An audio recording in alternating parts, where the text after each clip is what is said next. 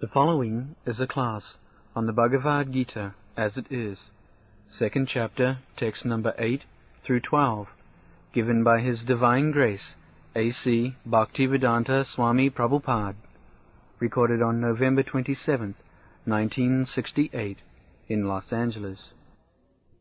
I can find no means to drive away this grief which is drawing up my senses. I will not even be able to destroy it if I win an unrivaled kingdom on the earth, with sovereignty like demigods in heaven. Samjaya said, having spoken thus, Arjuna, chastiser of the enemies, told Krishna Govinda, I shall not fight, and fell silent. O descendant of Bharata, at that time Krishna, smiling in the midst of both the armies, spoke the following words to the grief-stricken Arjuna. The blessed Lord said, when we become very serious in a dangerous position, as if we are lost, but Krishna smiles. Sometimes we think this is called illusion. The same example, just a man in dreaming, crying, there is a tiger, it is eating me. And the man who is awakened, he is smiling. Where is the tiger? Where is the tiger? And this man is crying, tiger. Similarly, when we are very much perplexed, just like the politicians, they are sometimes perplexed in political situations and claiming, this is my land, my country. The other party also claiming, it is my land, my country, and they are fighting very gravely. Krishna smiles. So what this nonsense are claiming, my country, my land? It is my land and they are claiming my land and fighting. Actually, the land belongs to Krishna, but these people, under illusion, claiming, it is my land, it is my country, forgetting how long you shall belong to this country or this nation. That is called illusion. So, this is our position. Without understanding our real position, we are perplexed with these all worldly problems, which are all false. Janasya mohoyam ahamamami. Moho means illusion. This is illusion. Everyone is under this illusion. So one who is intelligent, if he can understand that this worldly position is simply illusion, all the thoughts which I have concocted based on the principle of I and my, this is all illusion. So when one is intelligent, to get out of the illusion, he surrenders to a spiritual master. That is being exemplified by Arjuna. When he is too much perplexed, he was talking with Krishna's friend, but he saw that this friendly talking will not solve my question, and he selected Krishna because he knew the value of Krishna. At least he ought to have known his friend. And he knows that Krishna is accepted, although he is acting as my friend, but by great authority, Krishna is accepted as the Supreme Personality of Godhead. That was known to him. So, he said that I am so much puzzled that I cannot understand, even accepting that I shall be victorious in this battle, still I shall not be happy. What to speak of being victorious of this planet? If I become the king of all other planets, or if I become a demigod in the higher planetary system, still this distress cannot be mitigated. Verse 11. The Blessed Lord said, while speaking learned words, you are mourning for what is not worthy of grief. Those who are wise lament neither for the living nor the dead. Purport. The Lord at once took the position of the teacher and chastised the student, calling him indirectly a fool. The Lord said, you are talking like a learned man, but you do not know that one who is learned, one who knows what is body and what is soul, does not lament for any stage of the body, neither in the living nor in the dead condition. As explained in later chapters, it will be clear that knowledge means to know matter and spirit, and the controller of both. Arjuna argued that religious principles should be given more importance than politics or sociology, but he did not know that knowledge of matter, soul, and the Supreme is more important than religious formularies. And because he was lacking in that knowledge, he should not have posed himself as a very learned man. As he did not happen to be a very learned man, he was consequently lamenting for something which is unworthy of lamentation. The body is born and is destined to be vanquished today or tomorrow. Therefore the body is not as important as the soul. One who knows this is actually learned, and for him there is no cause for lamentation in any stage of the material body. 12. He says, Krishna says, that this body, either dead or alive, has nothing to be lamented. Dead body, suppose when the body is dead, it has no value. What is the use of lamenting?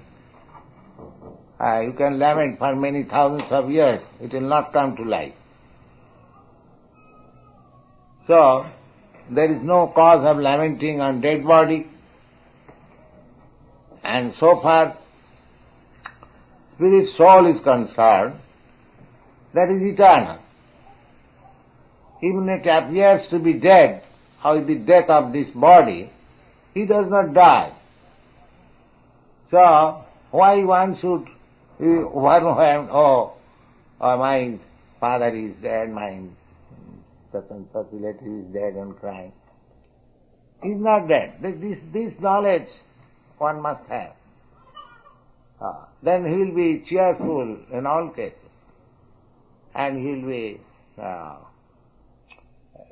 interested simply in Krishna consciousness. There is nothing to be lamented for the body, either alive or dead. That is being instructed by Krishna in this chapter. Go on.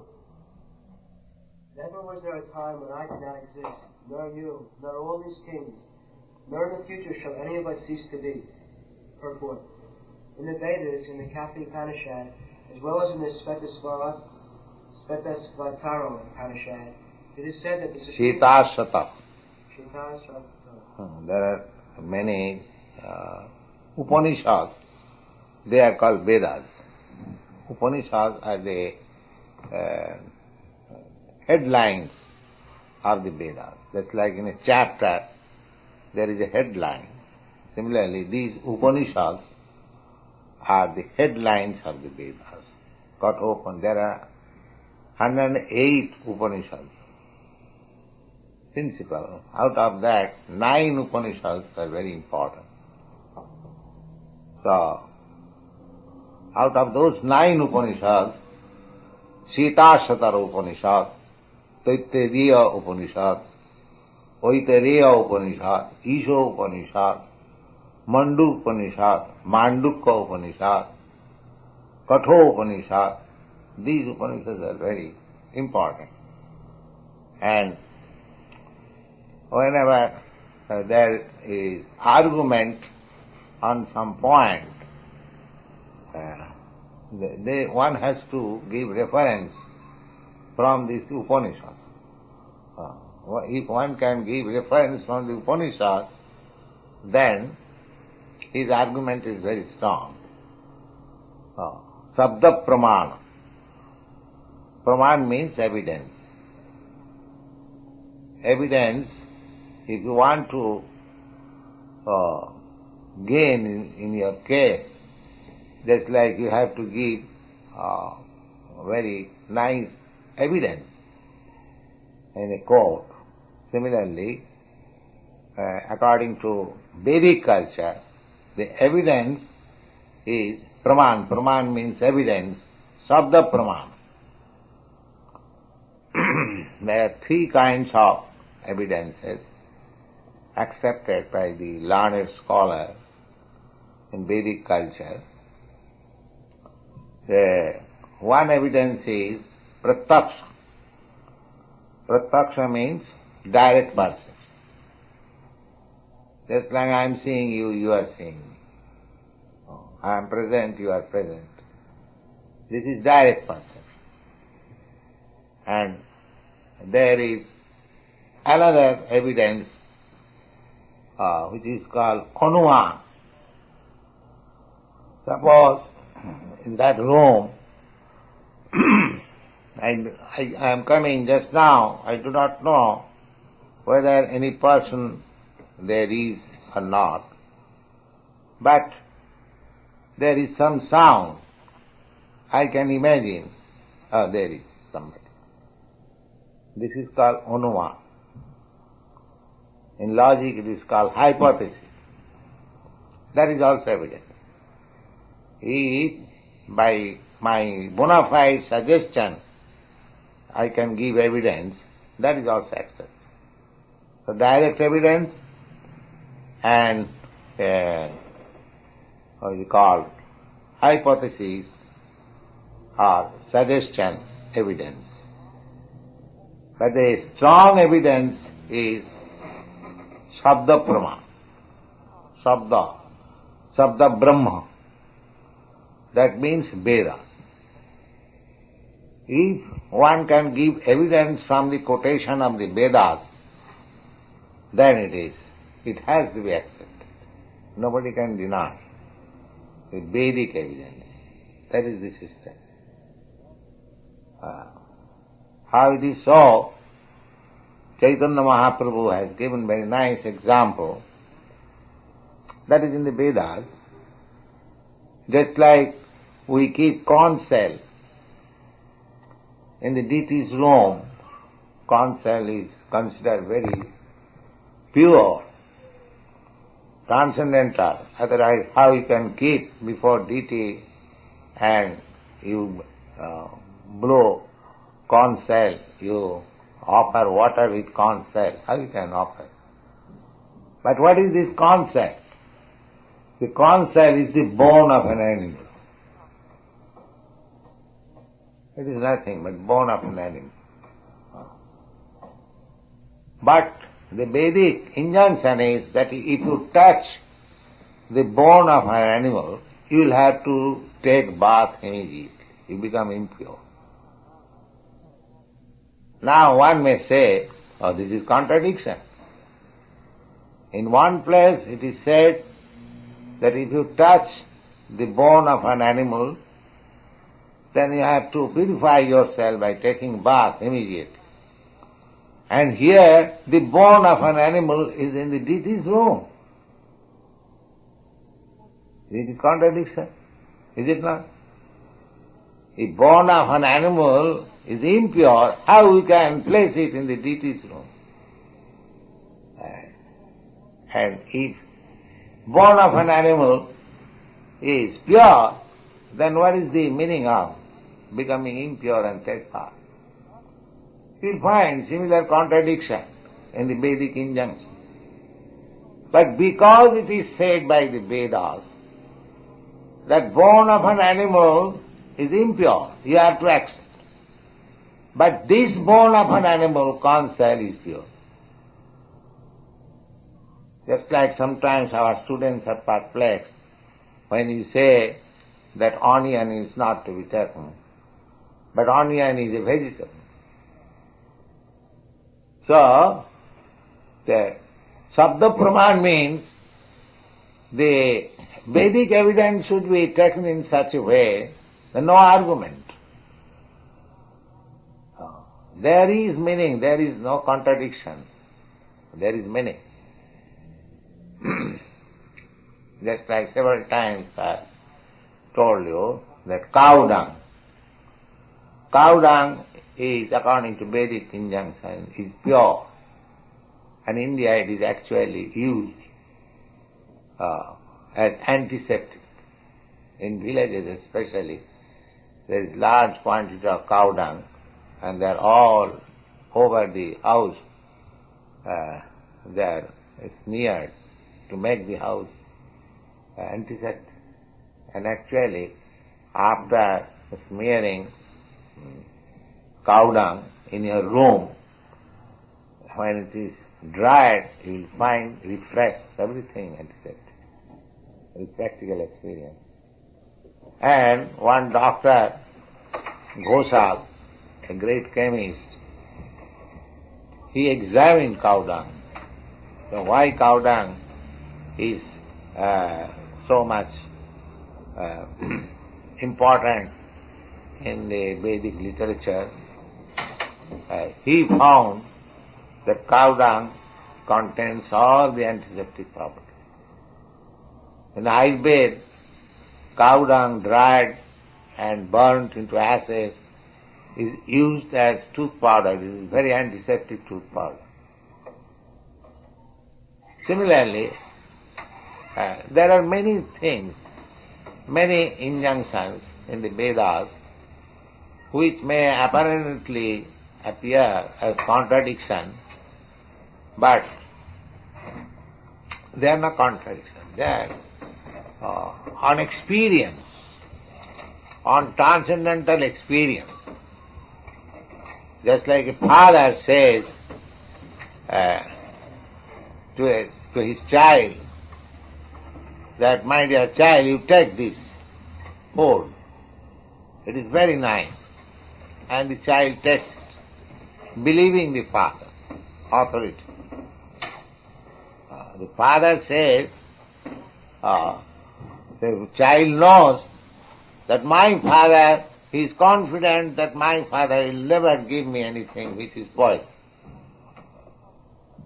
Therefore he accepts it blindly, without any reason, without any analysis of the food, whether it is pure or impure. You have to believe in such a way.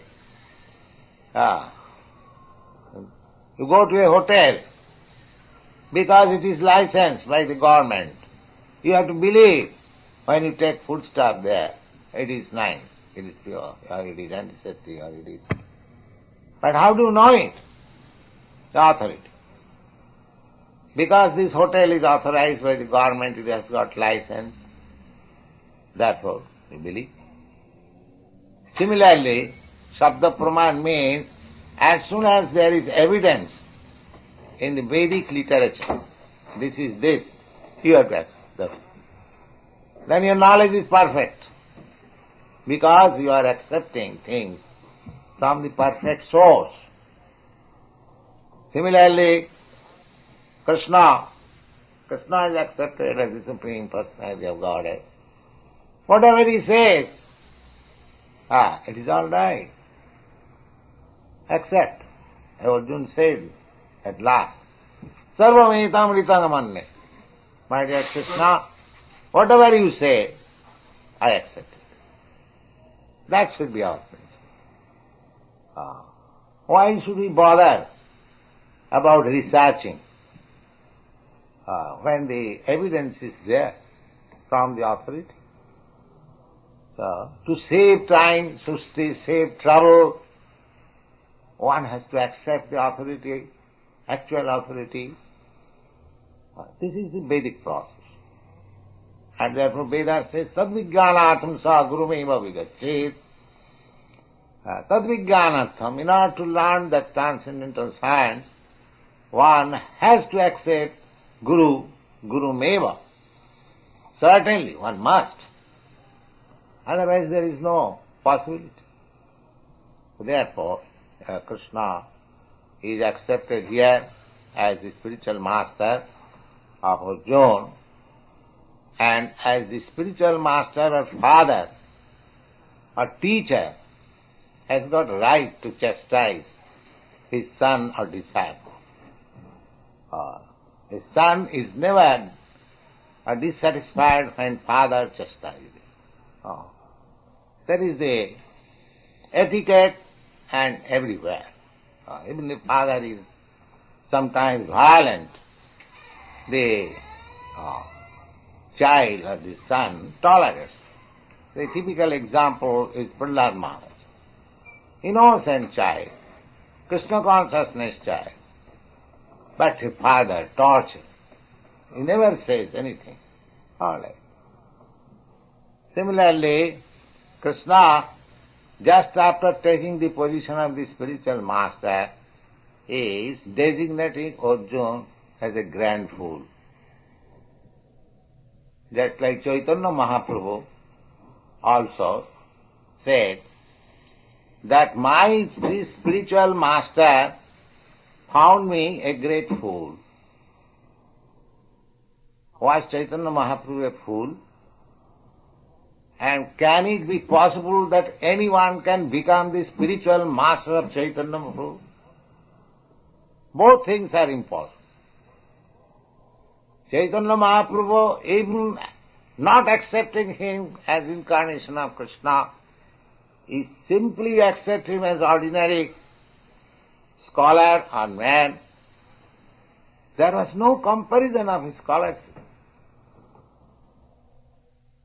But he says that my spiritual master found me a great fool. What is that meaning? That a person, even in my position, always remains a fool before his spiritual master. That is good for him. Nobody should impose that what you know, I know better than you. This position is not denied. And other point is, from the disciple's point of view, why he should remain always a fool before a person unless he is actually authorized, actually so great that he can teach me as a fool. One should select a spiritual master in that way, and as soon as the spiritual master is selected, one should remain always a fool, although he may not be a fool, but the better position is like that.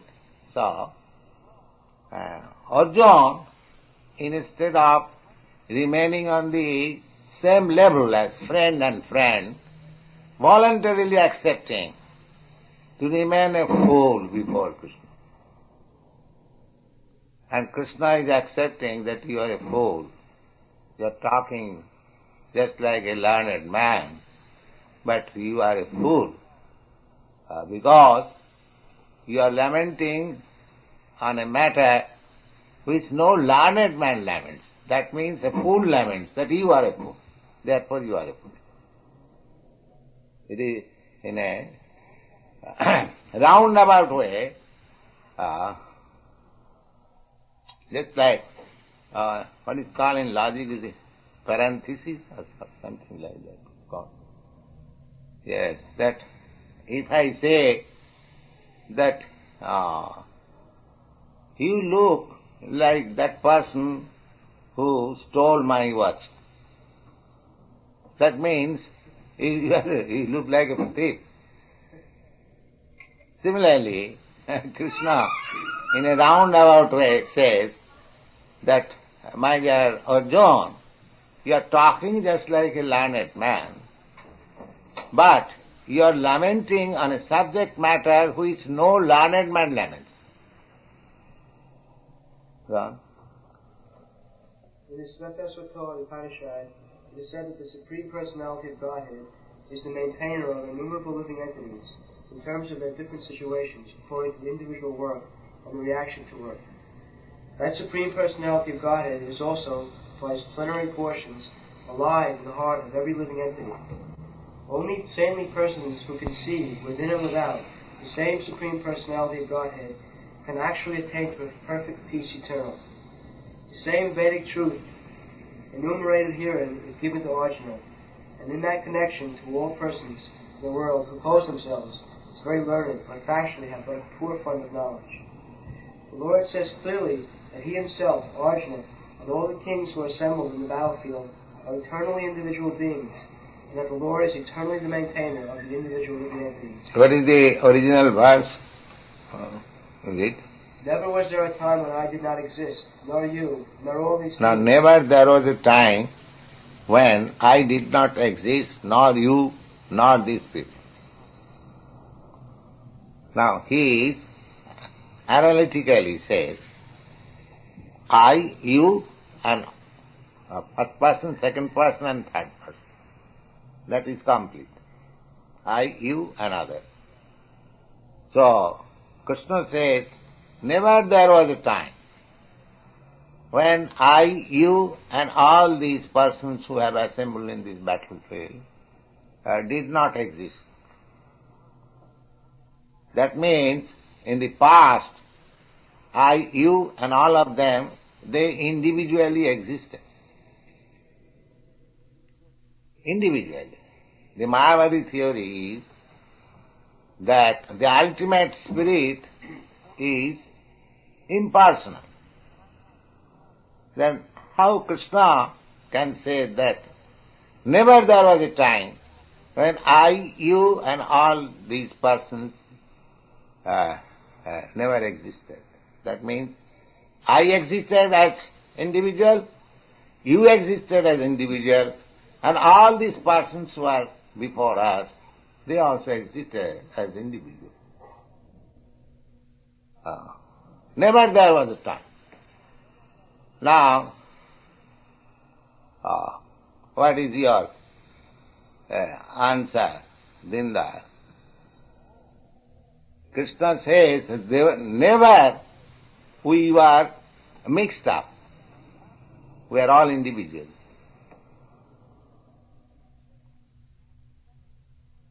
And he says, never we shall remain, never there will be time when we shall not exist.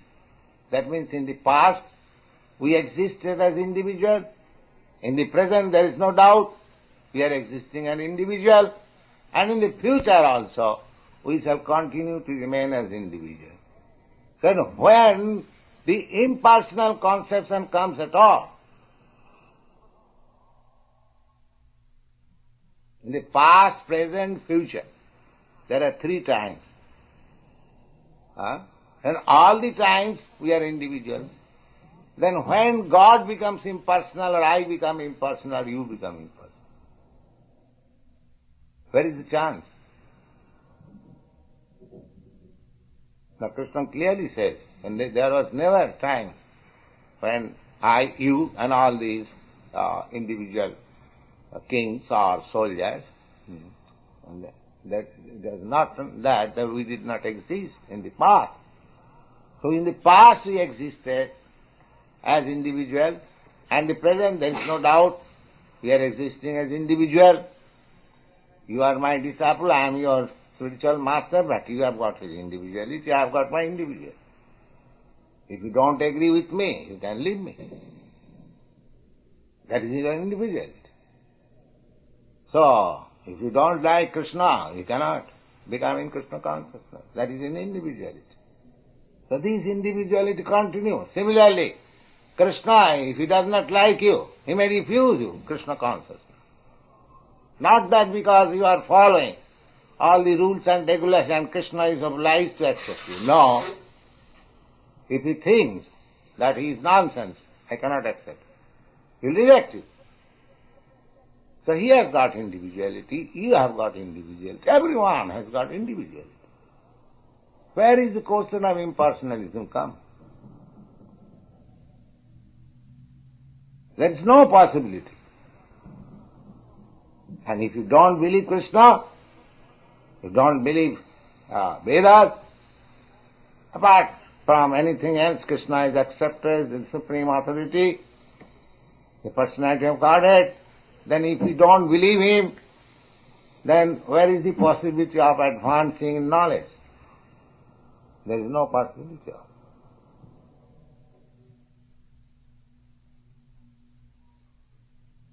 So there is no question of individuality. This is the statement of authority. Now, apart from statement of authority, you have to apply your reason and argument. Can you say anywhere there is agreement between two parties? No.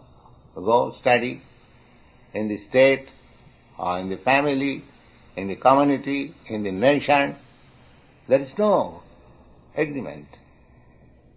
Even in the assembly, even in your country.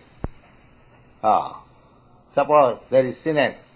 Everyone has got country's interest, but he is thinking in his individual way. One is thinking that my country's welfare will be in this line. Otherwise, why there is competition during election of president? Everyone is saying that America needs Nixon. And another president, he also says, America needs me. So, but why two? If America needs you, or you are both no, there is individuality.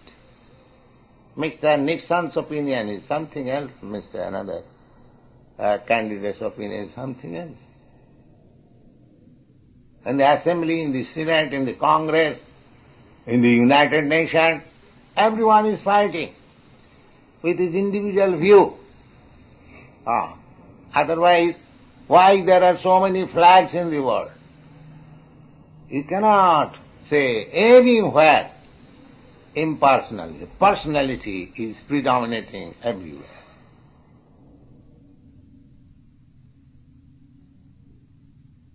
Everywhere. The personality, individuality is predominant. So, we have to accept. We have to apply our reason, arguments, and accept the authority. Then the question is solved. Otherwise it is difficult. The Supreme Personality of Godhead is the Supreme Individual Person. And Arjuna, the Lord's eternal associate, and all the kings assembled there are individual, eternal persons. It is not that they did not exist as individuals in the past, and it is not that they will not exist, they will not remain as eternal persons. Their individuality existed in the past, and their individuality will continue in the future without interruption. Therefore, there is no cause for lamentation for anyone of the individual living entities. The Mayavadi, or impersonal theory, that after liberation the individual soul, separated by the covering of Maya or illusion, will merge into the impersonal Brahman without individual existence. Now, the Mayavadi says that this individuality is Maya. So, their conception is that spirit, the whole spirit is a lump. Their theory is Ghatakas Patakas. Ghatakas Patakas means just like sky. The sky is an expanse, an impersonal expanse. So, in a pot, in a water pot, in a pitcher that is closed, now within the pitcher there is also sky, a small sky. Now as soon as the pitcher is broken, the outside the bigger sky and a small sky within the pitcher mixes. That is Mayavadi. But this analogy cannot be applied. Analogy means points of similarity. That is the law of analogy. The sky cannot be compared. The small sky within the pitcher cannot be compared with a living entity. It is material. Matter. Sky is matter. And individual living entity is spirit. So, how you can say, that's like a small ant. It is spirit, soul. It has got its individuality. But a big dead stone, hill and mountain, it has no individuality.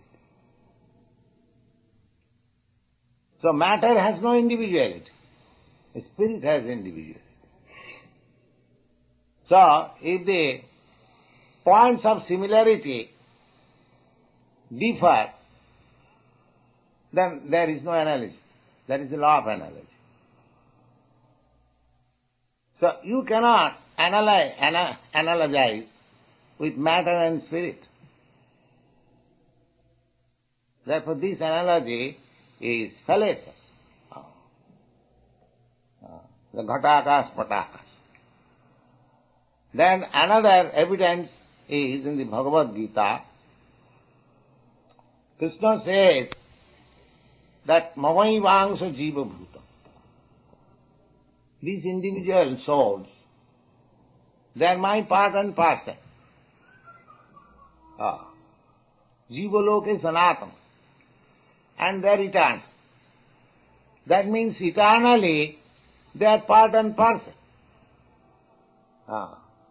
Then when, how this Mayavad theory can be supported, that due to Maya, being covered by Maya, they are now appearing individual, separate, but when the covering of Maya will be taken away, they will mix up, just like the small sky within the pitcher and the big sky outside mixes. So this analogy is fallacious from logical point of view as well as from authentic Vedic point of view. They are eternally fragments. There are many other evidences from Bhagavad-gītā. The Bhagavad-gītā says that a spirit cannot be fragmented. So, if you say that by covering of Maya, the spirit has become fragment, that is not possible. It cannot be cut. Just like if you cut one big piece of paper into small fragments, it is possible because it is matter. But spiritually, it is not possible. Spiritually, eternally, the fragments are fragments and the Supreme is Supreme. Krishna is the Supreme and we are fragmental parts, we are fragments, eternal. These things are explained in Bhagavad-gītā in different places very nicely. I request you all to keep one copy of this Bhagavad-gītā, every one of you, and read it carefully. And there will be examination in the coming September. So, of course that is voluntary, but I request you to prepare for the examination next September. And one who will pass the examination will get the title Bhakti Shastra. Have you distributed that? Yes. Go on. There is a theory that we only think of individuality in conditioned states supported herein. Krishna clearly says that in the future also, the individuality of the Lord and others, as it is... Krishna never says that after liberation, these individual souls will mix up with the Supreme Soul. Krishna never says in the Bhagavad-gītā.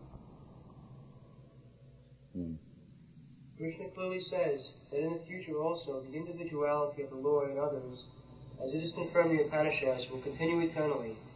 This statement of Krishna is authoritative. Yes, Upanishad says, Nitta Nityanam. Now, Nitta means eternal. And the Supreme Lord is the supreme eternal, and we, individual souls, we are also many eternal. So he is the leader eternal. Eko bahuna, how he is leader? Eko bahunam vidadhati kaman. That one singular number eternal person, he is supplying all the needs of other eternal. These things are clearly said in the Vedas. And actually, we are experiencing, just like in Christian theology, the individual goes to the church and prays God, give us our daily bread.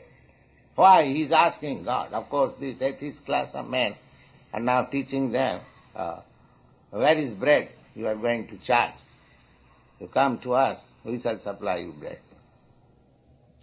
So, this Vedic thought is there also. The Vedas says, Eka bahunam vidadati kama.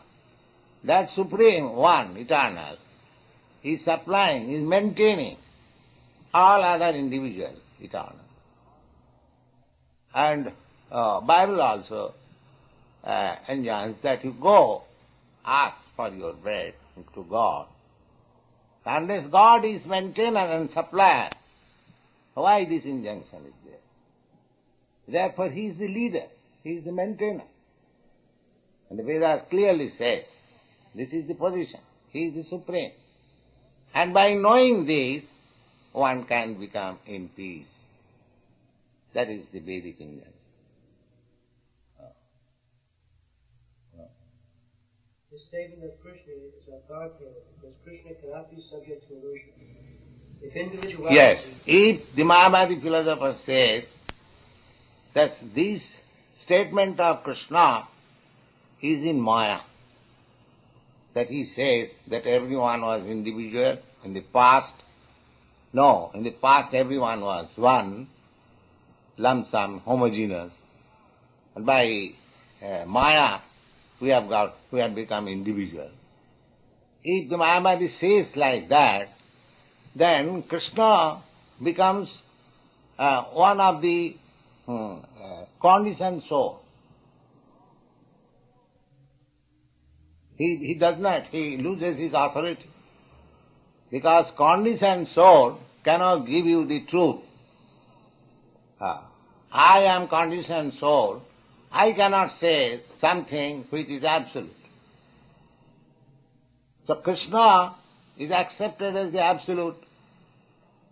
So if the Mayavadi theory is accepted, then Krishna's theory has to be rejected. If Krishna is rejected, then there is no need of reading Krishna's book, Bhagavad-gītā. It is useless, waste of time. He is a conditioned soul like us. Because we cannot take any instruction from a conditioned soul. The spiritual master, even if you take that he is conditioned soul, but he does not speak anything from his own side. He speaks from Krishna's side. So, unless the Vedic principle is that unless one is not liberated from the material condition, he cannot give us any perfect knowledge. The conditioned soul, however he may be academically advanced, educated, he cannot give us any perfect knowledge. Only one who is above the condition of these material laws, he can give us the perfect knowledge. Similarly, Shankaracharya, he is also impersonalist, but he accepts Krishna, the supreme authority. So Bhagavan, Swayam Krishna. Krishna is that supreme personality of Godhead. The modern Mayavadi philosophers, they do not disclose this statement of Shankaracharya to cheat people. But Shankaracharya's statement is there, we can give evidence. He accepts Krishna as the supreme authority. He has written so many nice poems praising or worshipping Krishna. And at the last time he says, Bhaja Govindam, Bhaja Govindam, Bhaja Govindam Muromate. You rascal fools, you have, depending on grammar to understand, this is all nonsense. Bhaja Govindam. Just worship Govinda. Bhaja Govindam, Bhaja Govindam. 3 times he says. Just worship Govinda. Bhaja Govindam, Bhaja Govindam, Bhaja Govindam. Just like Chaitanya Mahaprabhu says 3 times, Hare Nama, Hare Nama, Hare Nama. 3 times means giving too much stress. Just like we sometimes say, do this, do this, do this. That means no more denial. Finish. All stress. So as soon as one thing is 3 times stress, that means final. So Sankaracharya says, Bhaja Govindam, Bhaja Govindam, Bhaja Govindam Murhamate. Mudha, I have several times explained, Mudha means rascal, ass. You are depending on your grammatical understanding. Do kiṅ-karane. Do kiṅ. These are grammatical affix and prefix. Prataram. So you are depending on this verbal root, that verbal root, and interpreting your meaning in a different way. All this is nonsense. This do kiṅ-karane, your grammatical jugglery of words will not save you at the time of death. You rascal, you just worship Govinda, Govinda, Govinda. That is the instruction of Sankaracharya. Because he was a devotee, he was a great devotee. But he pretended to be an atheist because he was to deal with the atheist. Unless he presents himself as an atheist, the atheist followers will not hear him. Therefore he presented Mayavad philosophy for the time being. The Mayavad philosophy cannot be accepted eternally. The eternal philosophy is Bhagavad-gītā.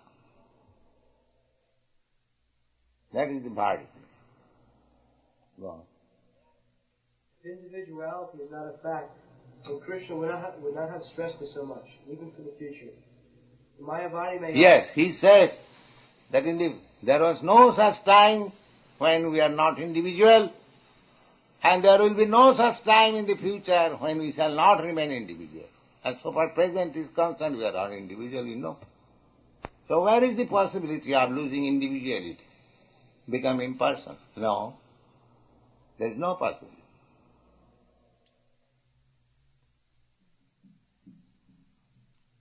This voidism, impersonalism, their artificial way of negating the perplexing variegatedness of this material existence. That is the negative side only. That is not a positive side. The positive side is that, as Krishna says, Taptadeham punarjanmanaiti mameti kaunte. After giving up this material tabernacle, one comes to me. Just like after leaving this room, you have to enter another room. You cannot say that after leaving this room, I shall live in this car. Similarly, after leaving this body, if you go to Krishna and the spiritual kingdom, your individuality will be there, but you will have that spiritual body. When there is spiritual body, there is no perplexity. Just like your body is different from the body of the aquatics. The aquatics, they have no disturbance in the water because their body is made like. They can live there peacefully. You cannot live. Similarly, the fishes, if you take them out of the water, they cannot live. Similarly, because you are spirit soul, you cannot live peacefully in this material world. This is foreign. But as soon as you enter into the spiritual world, your life is eternal, blissful, and full of knowledge. Real peace. Tattādehang punarjanmanaiti. Krishna says, after leaving this body, he does not come to these perplexities, the material world. Mameti, he comes to me. Me means his kingdom, his paraphernalia, his associates, everything. If some rich man or some king says, all are to come to me, that does not mean that is impersonal. If the king says come to me, that he has got his palace, he has got his secretary, he has got his nice apartment, everything is there. How he can be impersonal? But he says only come to me. This me means everything. This me does not mean impersonal. And we get information from Brahma Samhita, Lakshmi sahasra sata samramase bhamanam, surabhi ravipalayantam. So he is not impersonal. He is raising cows. He is with hundreds and thousands of goddess of fortune, his friends, his paraphernalia, his kingdom, his house, everything is there. But there is no question of impersonality. Yes. Mayavadi may argue that the individuality spoken of by Krishna is not spiritual but material. Even accepting the argument that the individuality is material, how can one distinguish Krishna's individuality? They also think of Krishna therefore as material. And that is also condemned by Krishna, you will find, avajananti manga murha manasim tanumas. Because I have appeared just like a human being, these rascals derided me, that I am also one of them. Mudha. Mudha means rascal. Just like Dr. Radhakrishnan says, it is not to Krishna. Krishna, it is the soul within the Krishna. That means he identifies Krishna as one of us. His body and his soul divine. But Krishna is not Krishna says, Samavami Atmamaya. I appear in my own original stature. I do not change. We change. The individual soul, Prakriti Kriyamanani. He is conducted by, influenced by this Prakriti nature. But he is not conducted or influenced by the nature. He comes in his own influence. As he is. Tamaya. This is the distinction.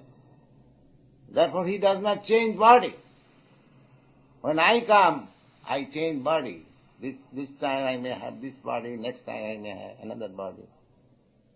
That is material. And therefore I forget. Just like Krishna says in the 4th chapter, that many times you and I came, you have forgotten. Because we change our material body, therefore we forget. These things all will be explained. Go on. Krishna affirms his individuality in the past and confirms his individuality in the future also. He has confirmed his individuality in many ways. The impersonal Brahman has been declared as subordinate to him. Krishna has maintained spiritual individuality all along, and if he is accepted as an ordinary conditioned soul in individual consciousness, then his Bhagavad-gītā has no value as an authoritative scripture. A common man with all the defects of human frailty is unable to teach that which is worth hearing. Bhagavad-gītā is above such literature. No mundane book compares with the Bhagavad-gītā. When one accepts Krishna as an ordinary man, the Bhagavad-gītā loses all importance. The Mayavadi argues that the plurality mentioned in this verse is conventional and that the plurality refers to the body. But previous to this verse, such a bodily conception has already been condemned. After condemning the bodily conception of living entities, how was it possible for Krishna to place a conventional proposition on the body again? Therefore the plurality is on spiritual grounds, as is confirmed by great teachers like Sri Ramanuja. It is clearly mentioned in many places in the Bhagavad-gītā that this spiritual plurality is understood by those who are devotees of the Lord. Those who are envious of Krishna as the Supreme Personality of Godhead have no bona fide access to the great literature.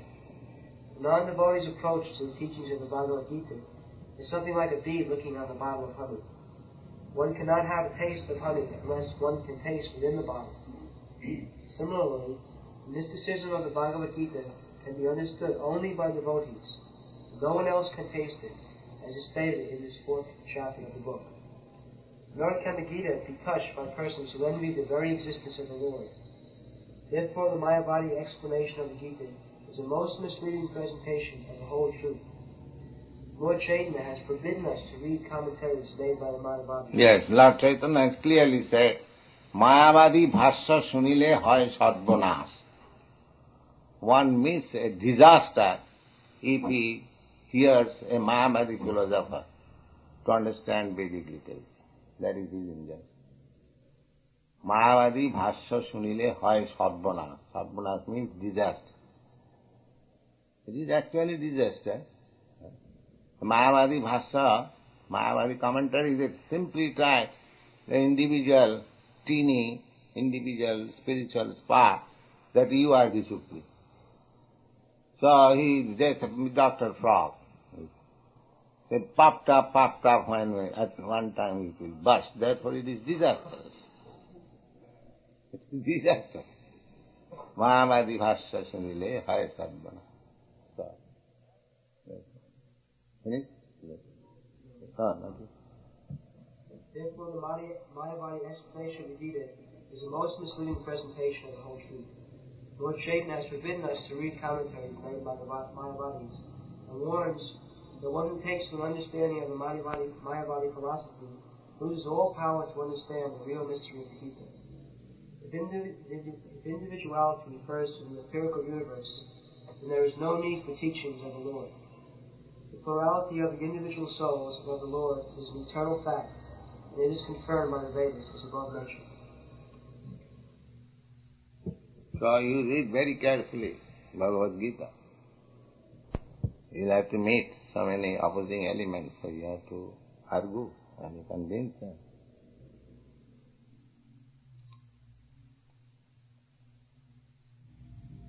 I read somewhere in your writings that in order to understand the confidential affairs of Radha and Krishna, one must serve the gopis, or a servant of the gopis. And I assume that you were a servant of the gopis. Is that correct? Or how do I serve the servants of the gopis? Gopis, they are not conditioned souls.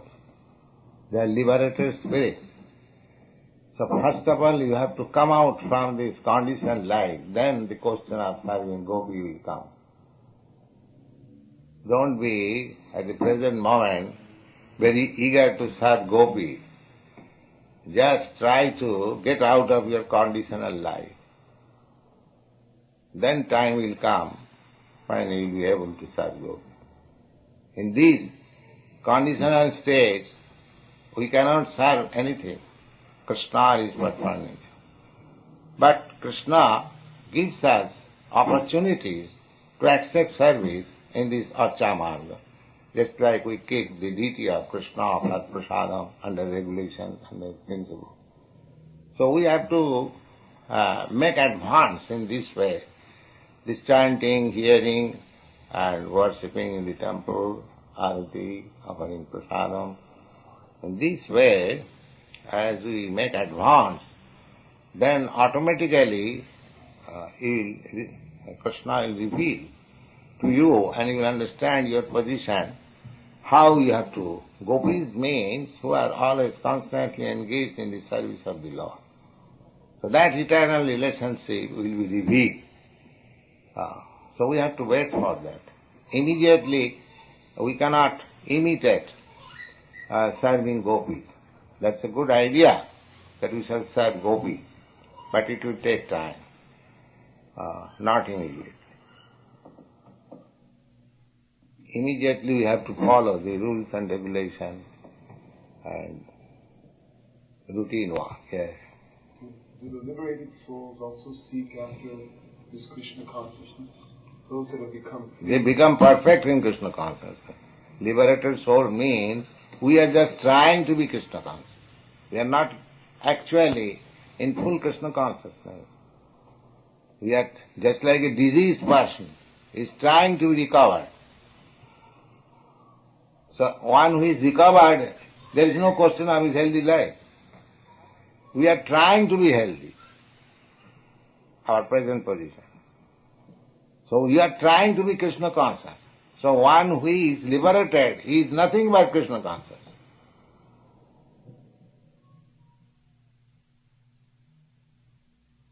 You follow? Yes.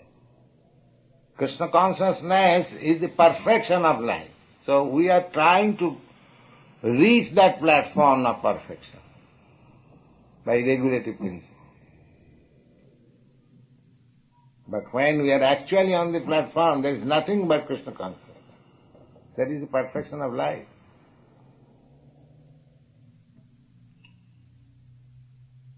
That is our actual liberated stage. Jiver Swarupa Nitya Krishna Das. That is our Swarup. Swarup means actual constitutional position. And Mukti, liberation, means to come to that real position.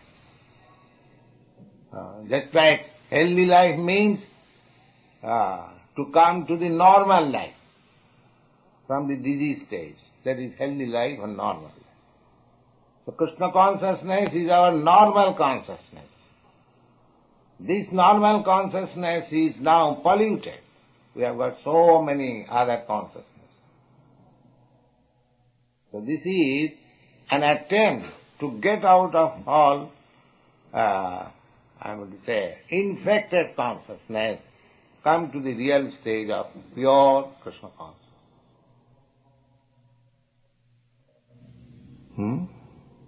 It says in the Srimad Bhagavatam that Vyasadeva was afraid that Sudha Goswami, when he was born, would leave home because he was already a liberated soul. Yes. But he was attracted to Krishna's pastime. Yes. So, That is the sign of liberation. Because to become attracted by Krishna, that is our normal condition. So he was liberated, therefore normally he became attracted with Krishna's pastime. That is his normal life. One who is not attracted by Krishna's pastime, he will be attracted by President Johnson's pastime. One has to be attracted. One has to be attracted by the dog's pastimes. Don't you see a person how he is serving the dog? The dog stands, passes urine, he also stands. He is a human being and he is waiting for the dog passing urine. How much he is attending the pastimes of the dog. So if you not attracted by the pastimes of God, then you will have to be attracted by the pastimes of the dog. There is no other alternative. Either Maya or Krishna.